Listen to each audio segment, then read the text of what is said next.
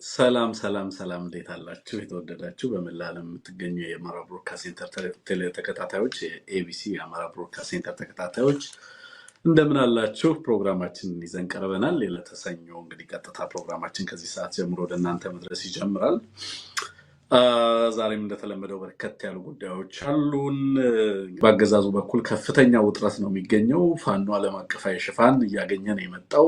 ዘጋርዲያን የፋኖን ሰፊ አካባቢዎችን እንደሚቆጣጠር ዛሬ ያስነበበው ጽሑፍ ያሳያል። ይህንንም በስፋት ወደ እናንተ የምናደርስ ነው የሚሆነው። ኢትዮጵያ ወሳኝ መጣጠፊያ ላይ ትገኛለች። በአዲስ አበባ አማራ የሆነን ሁሉ እንዲበረብሩ፣ እንዲፈትሹ በየደረጃው ላለ የጸጥታ መዋቅር እንደዚሁ ትዕዛዝ መተላለፉን ሰምተናል። ከዚህ ጋር ተያይዞ ከትናንት ወዲያ ጀምሮ በተለያዩ ቦታዎች ላይ የአማራ ተወላጆች የሚገኙበትን የአማራ ናቸው ተብሎ የተለዩ ቤቶችንም እንደዚሁ የመበርበር፣ የመፈተሽ፣ አማራውን የማዋከብ እንቅስቃሴ በተለያየ አካባቢ ላይ ተጠናክሮ ቀጥሏል። ይሄ አንድምታው ከምን የመነጨ ነው፣ ምንድን ነው ያለው ነገር የሚለውን ነገር በደንብ ወደ እናንተ ለማድረስ እድል ይፈጥርልናል ማለት ነው። በሌላ በኩል ፋኖ እየተሸነፈ ነው ለማለት አገዛዙ የራሱን የፕሮፓጋንዳ ለመስራት የሚሄድባቸው ርቀቶችንም ከትናንት ጀምሮ መመልከት ችለናል። ዛሬ በስፋት እዚህ ላይ ነው ቆይታ የምናደርገው። እኔና ጋዜጠኛ እንሙት አብርሃም ከእናንተ ጋር ቆይታ እናደርጋለን። የኤቢሲ ቤተሰቦች ሰላምታውን አልረሳውም። እንደምን አላችሁ? እንዴት ነበሩ ዊኬንዳችሁ? ምሽታችሁም እለታችሁም ያማረ እንደሚሆን በተለያየ ቦታ ላይ ሆናችሁ የምትከታተሉን ሰዎች ሁሉ እንኳን ደህና መጣችሁ ቤተሰቦቻችን ማለት እፈልጋለሁ። ወዳጅ እንሙት እንዴት አለ? እንዴት ነበር ሳምንት? እንዴት አለ ወንድም ትንግርቱ? በጣም ሰላም ነው። እኔ ጋር ሁሉ ነገር ሰላም ነበር። እንዴት አለ የኤቢሲ ቤተሰቦች ሁላችሁ እንዴት አላችሁ? ሰላም እላለሁኝ። የፋኖ የዓለም አቀፍ ሽፋን ሰሞኑን በጣም ጨምሯል። አንሙ ትሬንዶችን ስትመለከት በተለይ እነዚህ የሰብአዊ መብት ጥሰቶችን በተመለከተ በአማራ ክልል ያለውን የሰብአዊ አቅርቦት ድጋፍን በተመለከተ እነዚህ ነገሮች ታፍነው ነበር የቆዩት። በሴቶች ላይ የሚደርሰው ጾታዊ ጥቃት፣ ዘረፋው፣ እገታው፣ ግድያው፣ ኬላው በየቦታው ላይ ያለው ነገር የዓለም አቀፉ ማህበረሰብን ከፍተኛ ኮንሰርን ውስጥ እንዲገባ እያደረገው ነው። በነገራችን ላይ ሰሞኑን ከዚህ ከትግራይ ጋር ተያይዞ በሚነሳው በፌዴራሉና በትግራይ ኃይሎች መካከል ድጋሚ ጦርነት ሊጀመር ይችላል እየተባለ የሚነሳው ነገር አንሙት ኤሌፋንት ኢን ዘ ሩሙን ዲስከስ ሳታደርግ ስለ ትግራይና ስለ ፌዴራሉ ኃይል ማውራት የማይቻልበት ሁኔታ እየመጣ ነው ያለው። በሌላ አገላለጽ ስለ ፕሪቶሪያ ውስጥ ለማሰብ የሚፈልጉ ኃይሎች ሁሉ ስለ አማራ እንዲናገሩ እየተገደዱ ነው ያሉት። ኢትዮጵያ ውስጥ ስላለው ስለ አብይ ኃይልና ስለ ትግራይ ለማውራት አሁን ባለው ሁኔታ የአማራው ክልልን ጦርነት አይቶ እንዳላየ ሰምቶ እንዳልሰማ እንዲሁ ዝም ብሎ አድበስብሶ ማለፍ የማይቻልበት ሁኔታ እንዳለ ትረዳለህ። ላለፉት 3 ዓመታት ባይ ዲዛይን በሚመስል መልኩ ሆን ተብሎ በሚመስል መልኩ ይደርስ የነበረው ሰቆቃ ምንም አይነት ዓለም አቀፋዊ ሽፋን እየተሰጠው እንዳልነበረ ትረዳለህ። አሁን ላይ ግን አንደኛ ከትግራይ ጋር ተያይዞ የተነሳው ውጥረትም አለ። በራሱ በአማራ ክልል ያለው ሁኔታ በከፍተኛ ደረጃ እየተስፋፋ እንዳለ ስትመለከት ይሄንን ጉዳይ ትኩረት ሳይሰጡት በሀገር ውስጥ ያለውን ይሄ ኤሌፋንት ኢን ዘ ሩም የሚሉትን ጉዳይ ዲስከስ ማድረግ ወይንም ትኩረት አድርጎ ለመወያየት የማያስችል ሁኔታ እየመጣ ነው ያለው። ስለዚህ በአማራ ክልል ያለውን የሰብአዊ መብት ጥሰት፣ በአማራ ሕዝብ ላይ የሚደርሰውን ፍጅት ለዓለም አቀፉ ማህበረሰብ አለማጋለጥ የማይቻልበት ደረጃ ላይ እየተደረሰ ያለ ይመስላል። አንሙትና እነዚህን ትሬንዶች እንዴት ትመለከታቸዋለህ? አገዛዙ የሚፈልገው ምን መሰለ? አገዛዙ የሚፈልገው ጦርነት ላይ እንዳልሆነ እንዲያውቁለት ነው የሚፈልገው። ጦርነት ላይ አይደለሁም ማለት ነው የሚወደው። ስለዚህ ያሳንሰዋል፣ ይቀናንሰዋል፣ አጀንዳ አያደርገውም። አሁን ይሄን ሁሉ ሰራዊት አስገብቶ ሲያበቃ ፓርላማ ላይ መጥቶ ወይም በመግለጫ ወይም በሆነ መንገድ ሐሳብ ሲሰጡበት አታይም አገዛዙና ሚዲያው። ምክንያቱም ጦርነቱን ፕሮሞት ማድረግ ነው። አገዛዙ ጦርነት ላይ እንዳሉ ማስተዋወቅ ይሆንብናል በሚመስል መንገድ ፕሮሞት አያደርጉትም። የህግ ማስከበር የሆኑ 3 ታጣቂዎች 3 ክላሽ ይዘው አይነት ነገር ነው እየተባለ የሚቀርበው። ተመልከት። ኢቭን ወልዲያ መተው ወልዲያ ሊይዙ መጡና መቱን ሲባል የፋኖ ኃይሎች የሚል እውቅና ለመስጠትም ፍላጎት የላቸውም። እየተቸገሩ ነው ቃሉን የሚያወጡት። ስለዚህ እንዲድበሰበስ ይፈልጋል። የሆነ 3 ሚሊሻ አድርጎ ነው የሚያስቀምጠው። የሆነ 3 ክላሽ የያዙ 3 ሚሊሻዎች በየሸለቆ እንትን የሚሉ ምናምን አድርጎ ለመሳል ነው የሚፈልገው። ዘይነው ጦርነቱ አማራ አቀፍ እንደሆነ፣ የአማራ ህዝብ በስፋት የሚሳተፍበት ብሔራዊ አብዮት እንደሆነ አውቆታል። ለዛ ነው ይሄን ሁሉ ሰራዊት ወደ አማራ ክልል ያስገባው። ኦኬ፣ ይሄንን ያውቃሉ እንግዲህ ዓለም አቀፍ ድርጅቶች። ምክንያቱም የኢንተለጀንስ አታሽ ያላቸው፣ የሚሊተሪ አታሽ ያላቸው፣ የፕሬስ አታሽ ያላቸው ሁሉም ኤምባሲ ዓለም አቀፍ ድርጅት የአጠቃላይ ሁኔታዎችን ይመለከታል። የትራቭል የጉዞ ክልከላዎች ሲያደርጉ ትመለከታለ። በርካታ ትላልቅ መንግስታት የጂ8 አባል የሆኑ መንግስታት ጉዞ ሲከለክሉት ያለ። ምክንያቱም የሀገሪቱ ሰራዊት የት ነው ያለው የሚለውን እኮ ያውቃሉ። ይሄን ያክል ሄቪ ዲፕሎይመንት በጣም ከፍተኛ የሆነ የሰራዊት ስምሪት ሲሰጥ በከፍተኛ ደረጃ ጦርነት ውስጥ እንደሆነ መንግስታት አሳምረው ያውቃሉ። ሚዲያ ላይ ሊያሳንሰው ስለሞከረ ወይ በሆነ መንገድ አጀንዳ ሊያደርገው ስላልፈለገ መግለጫ ስላላወጣ አገር አቀፍ ይፋዊ ሞቢላይዜሽን ውስጥ ስላልገባ፣ ምክንያቱም ይሄን ማድረግ የማይፈልገው ሌላ ዙር ጦርነት ገባህ የሚለውን ዲፕሎማሲያዊ ጫና በራሱ አንደበት መመስከር ስለማይፈልግ ነው። ነገር ግን ተደብቆ ሊደበቅ አልቻለም። አሳንሶት ሊያንስለት አልቻለም። ስለዚህ የሰብአዊ መብት ተቋማት ምትላቸው በሙሉ ይህንን 2 ዓመት ሪፖርቶች እያደረጉ ነው የመጡት። አይሲአርሲ ያጋለጠው ነገር ቀላል አይደለም። በተለይ ከዚያ ዘመቻ አደማሊ እኛም እንደጋግመው ዝም ብለን አይደለም። በመሰረታዊነት አጋሮችንም ያናጋ ራሱን አገዛዙን ፍራስትሬት እንዲያደርግ ያደረገ ይሄ መንግስት በቃ መሸነፉ ነው የሚል ግንዛቤ የፈጠረ ከዚህ መንግስት ጋር መደገፍ አያዋጣም ወደሚል እምነት የገቡበት ሁኔታ የፈጠረ ነው። ከዛ ወዲህ ያለውን ትሬንድ ነው። አይሲአርሲ በዛ ደረጃ ይዞ ወጣ። አይአርሲ ዓለም አቀፍ ተቋማት ሪፖርት አድርጉ እያለ ነው። ቢቢሲ የምርመራ ዘገባ አውጥቷል በዛ ስኬል። ጋርዲያን ዛሬ እየጻፈ ነው። በነገር ላይ ከሽምቅ ትግሎች የኛን እንኳን እንግዲህ ባህሪውን ብዙ ነገሩ እየተቀየረ ነው። ብራንዲንግ ወይም ስም ማግኘት በስም መጠራት ብርቅ ነው ለአንድ የታጠቀ ቡድን።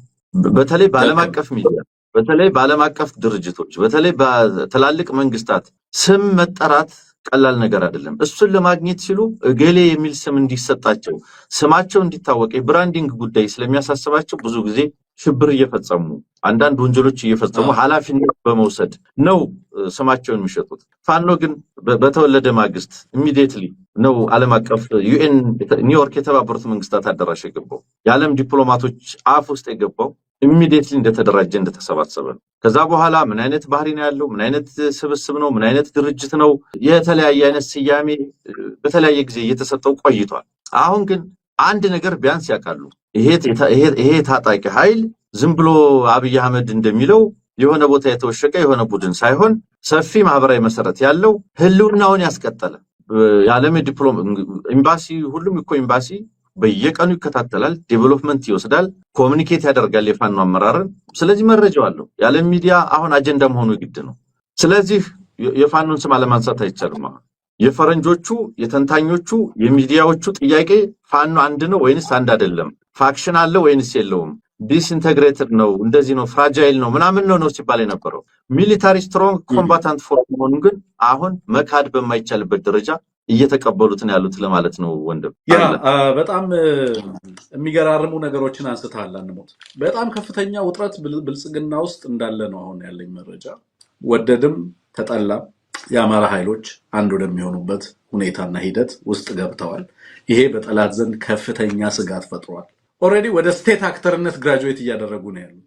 ቀጠናው ላይ ወሳኝ የሚባል የጂኦፖለቲካ አሰላለፍ ውስጥ ዘኢኮኖሚስት ባለፈው ይዞ የወጣው ነገር እውነት ከሆነ በቀጠናው ላይ በሚኖሩ ጉዳዮች ላይ በዋናነት ተሳታፊ እየሆኑ ያሉ ኃይሎች እየሆኑ ነው የመጡት የፋኖ ኃይሎችና አመራሮች።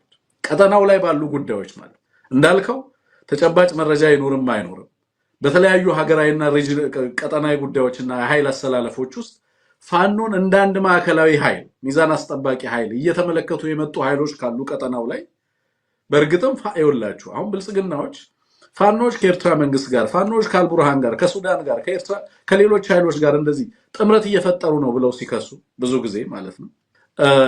እኔ መልሼ የምጠይቃቸው ጥያቄ እንዴ ይሄ እኮ ማለት ይሄ ኃይል እናንተ እንደምታስቡት በተለያየ ቦታ ላይ ዋሻ ውስጥ እናንተን ውስጥ የተበተነ ኃይል ሳይሆን ቀጠናው ላይ ያለ የኃይል ሚዛን ሆኖ መጥቷል እያላችሁን ነው ራሳችሁ ነው።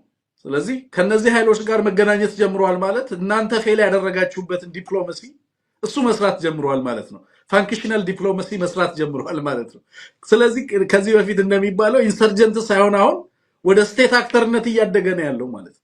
ኦፍ ኮርስ ስቴቱ ሙሉ ለሙሉ አልያዘም፣ ሪሶርስ የለውም። ናብይ የያዙትን ሪሶርስ ይዞ አይደለም እየተዋጋ ያለው፣ ግን ህዝብ አለ፣ ፖፑላር ሰፖርት አለ ከጀርባው። ይሄ በራሱ ዓለም አቀፋዊ እውቅናን ይዞ ይመጣል። ሰሞኑን የምታያቸው በአማራው ህዝብ ላይ እየደረሱ ያሉ ነገሮች፣ ፋኖ ደግሞ ምን አይነት ጦርነትን እያደረገ እንዳለ ያገዛዙ አሁን ዘጋርዲያን ዛሬ ይዞት የወጣውን ነገር በስፋት እናየዋለን። አንሙት ምን እየፈጸመ እንዳለ አገዛዙ ማለት ነው በአማራ ህዝብ ላይ በስፋት ነው ይዞት የመጣው። ፋኖ ይሄንን ነው እየተከላከለ ያለው በሚል ነው ይዞት የመጣው ዘጋርዲያን። እነዚህ ነገሮች እነዚህ እውቅናዎች እያደጉ ሲሄዱ በአገዛዙ በኩል ፍራስትሬሽን መፈጠሩ አይቀርም። ለዚህም ለክፉ ጊዜ ያስገብቷቸው በዚህ ትግል ውስጥ እንዲቆዩ ያደረጋቸውን ግለሰቦች አሁን ነው ማውጣት ያለበት። አደረጃጀቱ ኒት እየሆነ ከዚህ በፊት ለኢንፊልትሬሽን ተጋላጭ የነበረው አደረጃጀት ሙሉ ለሙሉ ድርጅታዊ ቁመናው ጠንካራ ቁመና እየሆነ መነበብ የሚችል ኃላፊነት መውሰድ የሚችል መገምገም የሚችል ክትትልና የክትትል ስርዓትን ልዘረጋለት የምትችለው አይነት አደረጃጀት እየፈጠርክ ነው ያለው። በሀገር ውስጥ ካሉ ኃይሎች ጋር መነጋገር የምትችልበትን አቅም እየፈጠርክ ነው። በቀጠናው ላይ ካሉ ኃይሎች ጋር እንደዚሁ መናበብ የምትችልበትን ሁኔታ የምትፈጥርበትን አቅም እየፈጠርክ ነው ማለት ነው። ስለዚህ ይሄ በዓለም አቀፍ ደረጃ ይሄንን ኃይል አምጥተህ የኢትዮጵያ የፖለቲካ ኃይሎች ማዕከል አድርገህ ብትነጋገርበት ዘጋርዲያን ስለ ፋኖ ይዞ ሲወጣ ድሮ ብርቅ ነበር። አሁን ላይ ግን ብርቅ አይደለም። ምክንያቱም የጊዜ ጉዳይ እንጂ በዚህ መንገድ ይዞት እንደሚመጣ ግልጽ ነበር ነው እና ይሄ የህዝባችን ትግል ውጤት እያፈራ ስለመምጣቱ ማሳያ አድርገህ ልትወስደው ትችላለህ። ሁለት ነገር አለ እዚህ ላይ ትንግርቱ። አንደኛው አገዛዙ ለልዩነት እና ለመከፋፈል ያለውን ትኩረትና ፍቅር የምናውቀው ነው። የገዢ ቡድኑ ባህሪ ካየኸው ህልውና የቆመው በመከፋፈል ላይ ነው። እንደው ዝም ብለህ ከራሳቸው ቤት እንጀምር። ኦነግን እኮ ከሁለት ከፍሎ ነው የጀመረው። የመርዳሳ ቀጀላ ኦነግና የዳውድ ኢብሳ ኦነግ አድርጎ ነው የጀመረው። አሁን ትግራይ ስትሄድ የጌታቸውና የነደብረጽዮን ብሎ ካልከፋፈለ አይሆንም። ወይ በሃይማኖት ከፋፍሎ ያጋጫሃል፣ ወይ በቡድን ከፋፍሎ ያጋጫሃል። እንዲህ አይነት አካሄድ ነው ያለው። ፋኖንም በሃይማኖት ሊከፋፍል ታግሏል። ኋላ ላይ እንደ ጥሩ ስልት የያዘው ማስረግና መግዛት ነው። በፋኖ በኩል ደግሞ የመጣው እድገት ምንድን ነው? በባህሪው የአንድነትን ፋይዳ ከምን ጊዜውም በላይ የመረዳት ልክ ከልዩነታችን ሊያተርፍ እየሰራ ያለ አገዛዝ መሆኑን በመረዳት ለልዩነት ልዩ ቦታ የሚሰጥ አገዛዝ መሆኑን የመረዳታቸውን ያክል አንድነት የዛ ማርከሻ እንደሆነ ከግንዛቤ ገብቷል ነው። የዚህ ማሳያው ምንድን ነው? የተታኮሱ ፋኖች እኮ ተቀምጠው እያወሩ ነው ያሉት። ምንድን ነው የሚለው ግሩም ምሳሌ? የጠላት እጆች ሲቆረጡ የተነፋፈቁ ታጋዮች ቁጭ ብለው ይመክራሉ ነው። የቅድሙን ፎቶግራፍ አስቀምጦ የተናገረው የጠላት እጆች ሲቆረጡ ማለት ምን ማለት ነው? አየህ፣ ሰርጎ ገብነት፣ አንጃነት፣ አፈንጋጭነት በአንድ የሽምቅ ትግል ውስጥ የማይቀረዳ ነው። ይሄንን ተከታትለህ አጥንተህ ለይተህ ቆርጠህ ይመጣል። ቆርጠህ ማውጣት ጉዳይ ነው መሰረታዊ የትግል መሪነት የሚሆነው። ታስታውሳለህ? አሁን እጅ ሰጠ የሚባለው ልጅ አንድ ቀን ምን ይህንን አደረገ ሲባል ሰምቼው ማላውቀው ልጅ አሮጌ ቅንቡላ እያለ ሲቀልድ ታስታውሳለህ? ያን የሚያክል ድል ቀጠናዊ ጉዳይ የቀየረ ድል አሮጌ ቅንቡላ ብሎ ሲያጣጥለው ነበር። የአፋባህና አፋህድ አንድነት ጉዳይ ሲመጣ የተናገረውንም ታስታውሳለህ? ይህ ምልክቶች ነበሩ፣ በቂ ምልክቶች ነበሩ። ዝም ብሎ አየር ላይ እዝ ብሎ መቀመጡ ብቻ አይደለም። እንግዲህ ከአባልነትም ከአመራርነትም ስታባረረው የእዝ አዛዥ ምንድን ነው የሚሆነው? አይሚን ሃው ኦነዝ እዛ ደረጃ እንዴት ይደረሳል? ድንገት ከሆነ ማለት ነው። ስለዚህ ሰርገው የገቡ ኃይሎች በአንድ ወይ በሌላ መንገድ አሁን መውጣት ጀምረዋል። ስለዚህ ይሄ ነው እየሆነ ያለው። አንዳንዶች ተስፈኞች እያየናቸው ነው። የሚጽፉትን ታያቸዋለህ። እነገሌ ገቡ፣ እዚህ ጋር ገሌ የሚባል ወደ ብልጽግና ገባ እና ፋኖ ትግሉን የተፋኖ ትግል እየፈረሰላቸው እየቆመላቸው መስሏቸው ደስታ ውስጥ ያሉ ሰዎች አሉ። መርዶ ነው ግን ለነሱ ይሄ መጥራት፣ እንዲህ ያለው ማጥራት መርዶ ነው እንጂ ደቡብ ጎንደር ላይ 3 የክፍለ ጦር አዛዦች ለብልጽግና እጃቸውን ሲሰጡ ትግሉ መቆም ነበረበት። አልሆነም። የሚቆረጡ የውጭ እጆች ይቆረጡ ያልን ብዙ ስንል ነበረ። የውጭው ከሞላ ጎደል ሲቆረጥ የውስጡን ማጥራት ሲጀመር የአንድነቱ መንገድ እየተከፈተ ነው ለማለት ነው። ወንድማለም አመሰግናለሁ። ያ በጣም ጠቃሚ የሆኑ አሴቶቻቸውን እያወጡ ነው ትግል ውስጥ ማለት። ትግሉ እየጠራ በሄደ ቁጥር እንዳልከው አንተ መረጃ እየደረቀ ሲሄድ አገዛዙ አልተሸነፍኩም ለማለት የፋኖ ኃይሎች ወሳኝ ናቸው የሚላቸውን በዛ ውስጥ ራሱ አስድርጎ ያስገባቸውን ኃይሎች እየጠራ እየሰበሰበ ነው ያለው። በጣም ጠቃሚ ደረጃ ላይ ነው ያለው የፋኖ ትግል ብዬ ነው የማስበው። በዚህ ደረጃ ሪፋይን ማድረግ ከቻለ ራሱን በቀጣይ ለሚሰጣቸውና ለሚኖሩት ስምሪቶች ጠንካራ ውጤት ለማምጣት ከፍተኛ እድል ይፈጥርለታል ብዬ ነው የማስበው። ዘጋርዲያን አስገራሚ ጽሁፍ ይዞ ወጥቷል። አንሙት ሮቤን ቱቴጅ እንግዲህ ታስታውሳለህ ወደ ምስራቅ አማራ ፋኖ ተጉዞ ነበር የነበረው። ያነሳቸው ነገሮች አሉ። እዛ ላይ ያነሳቸውን ነገሮች አጠር አድርጌ ላቅርባቸውና አንሙት እነዛ ላይ ሰፋ ያለ ትንታኔ በሰጥባቸው ደስ ይለኛል።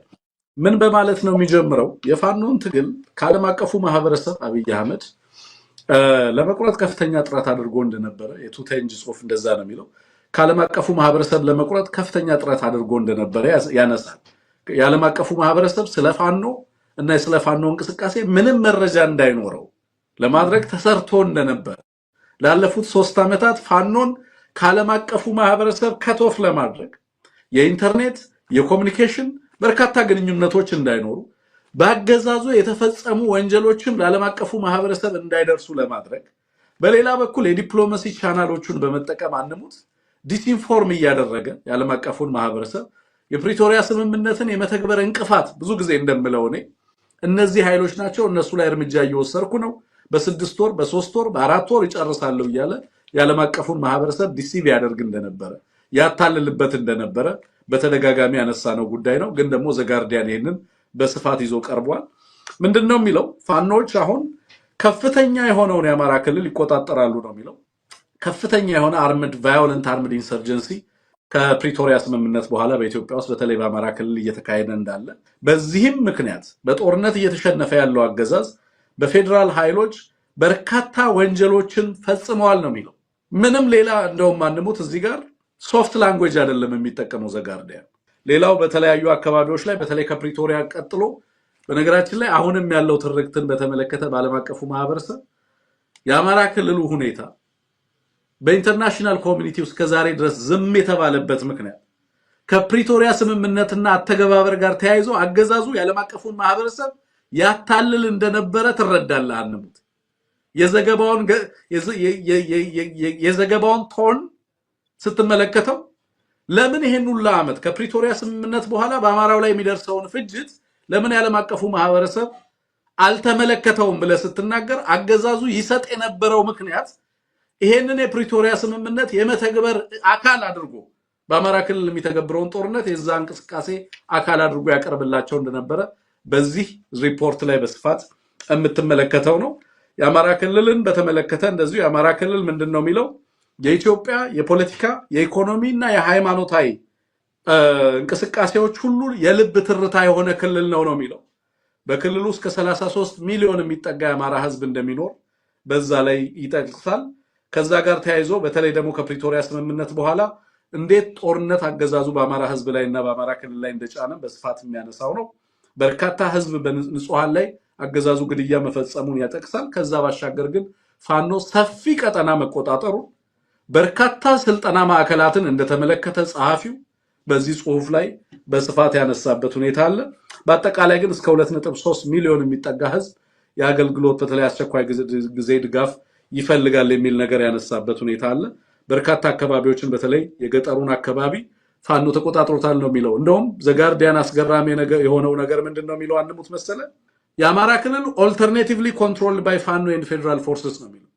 ክልሉን ሙሉ ለሙሉ አንድ ጊዜ ፋኖ ነው የሚመራው፣ ሌላ ጊዜ ደግሞ የፌደራል አካላት የተወሰነ ጊዜ አንዳንድ አካባቢዎችን ሊቆጣጠሩ ይችላሉ ነው የሚለው። ከዛ ውጭ ግን በፈረቃ ክልሉን እንደሚያስተዳድሩትም ጭምር። ምን ማለት ነው? በሌላ አገላለጽ በነገራችን ላይ አገዛዙ ሙሉ ለሙሉ ኮንትሮል ክልሉ ላይ እንደሌለውና ሙሉ ለሙሉ የክልሉን ያስተዳደር ሁኔታ ፋኖ እየያዘው እንደመጣ የፋኖ መዋቅር በስፋት የተዘረጋ መሆኑን በግልጽ በዚህ ዘገባው ያሳያል ዘጋርዲያን። እና እንደው እነዚህ ነገሮች በስፋት ይድባቸዋል። ምንድነው የተረዳው? ምንድነው አንድምታው የሚለው በስፋት ይድባል። መልካም እንዳልከው ይሄ ዘገባ የጦርነቱን ምክንያት፣ የጦርነቱን ሂደት፣ በጦርነት ሂደቱ ላይ እየተፈጸሙ ያሉ የጦር ወንጀሎችን እና ማን እየፈጸማቸው እንደሆነ፣ የጦርነቱ ባህሪ፣ ለምሳሌ ወደ ስልጠና የሚገቡ ወጣቶችን ይጠይቃል። ለምን እየገቡ እንደሆነም በሚያነሳበት መንገድ እንደዚህ አድርጎ አጠቃላይ የሰብአዊ መብት ጉዳዮችንም ሌሎችንም ጉዳዮች በደንብ የዳሰሰ ነው። ይሄ ምናልባት አገዛዙ መልስ ሊጽፍም ይችላል። ነባራዊ ሁኔታን ያልተረዳ ምናምን ሊል ይችላል። ግን መልስ መስጠቱ ደግሞ ጉዳዩን ማጮህ ሊሆንበት ስለሚችል ምናልባት ይጠነቀቅ ይሆናል። እንዳልከው ለምሳሌ የፋኖ ኃይሎች ለምን ወደ ትግል እንደሚገቡ የአገዛዙ ወታደሮች በሚፈጽሟቸው ግፎች የሚቆጡ እናቶችን፣ ወጣት ሴቶችን፣ የ20 ዓመት እና ከዛ በታች የሆኑ ወጣቶችን በሙሉ እያነጋገረ ለምን ወደዛ እየገቡ እንደሆነ በግልጽ ያስቀምጣል። የትግሉን የድል ግንዛቤ በአግባቡ ነው የሚያስቀምጠው። ለምንድን ነው የሚታገለው? አማራ ክልልን ሙሉ ለሙሉ ከመቆጣጠር ጀምሮ አብይ አህመድን እስከ ማስወገድ እየታገሉ ነው ብሎ ነው የሚያስቀምጠው። ዛትስ አወር ቲዮሪ ኦፍ ቪክትሪ።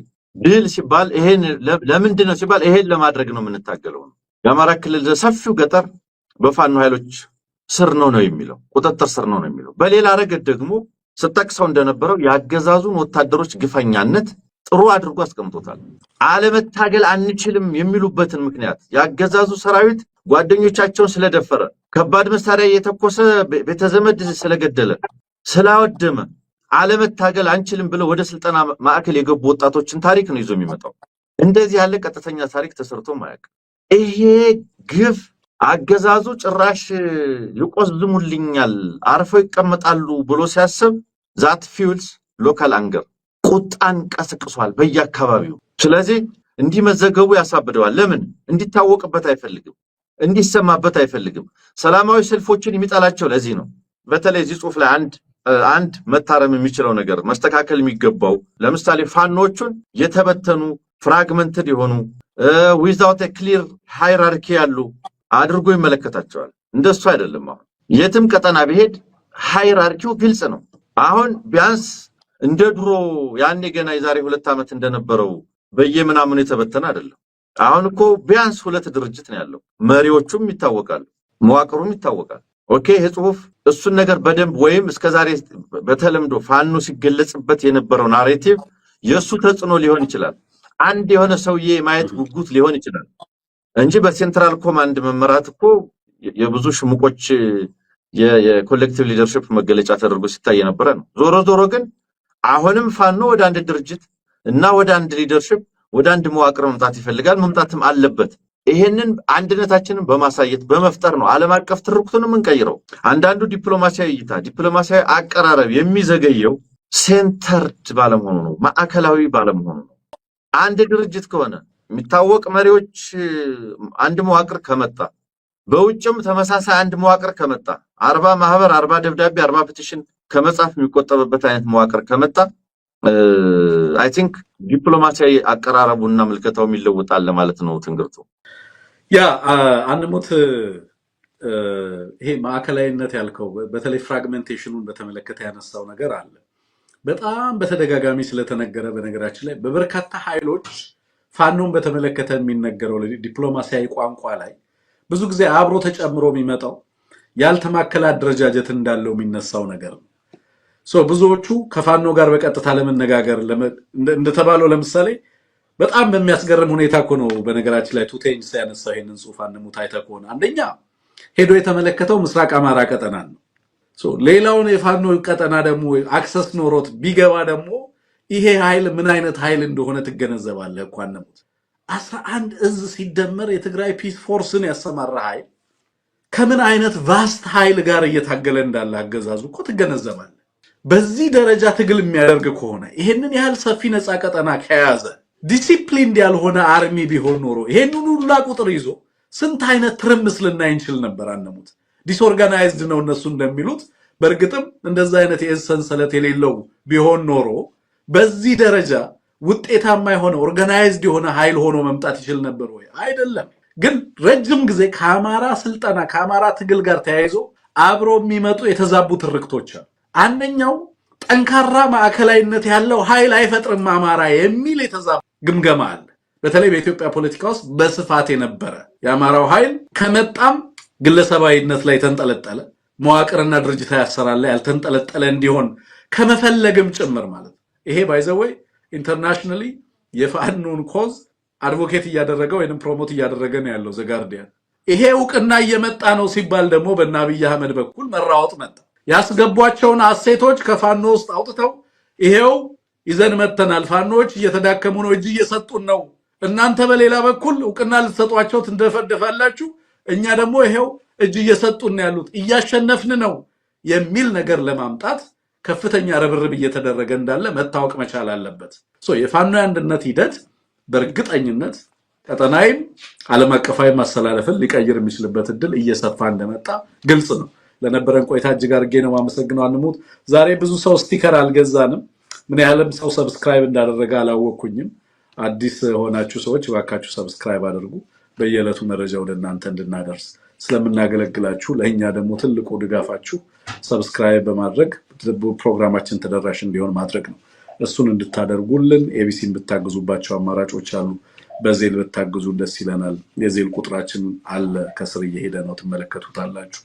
ሌላኛው ደግሞ ስቲከር በመግዛት ኤቢሲን ደግፉ፣ አበረታቱ። የአማራ ህዝብ ድምጽ እንድንሆን እድል ስጡን። የኢትዮጵያ ህዝብ ድምጽ እንድንሆን እድል ስጡን ለማለት ነው።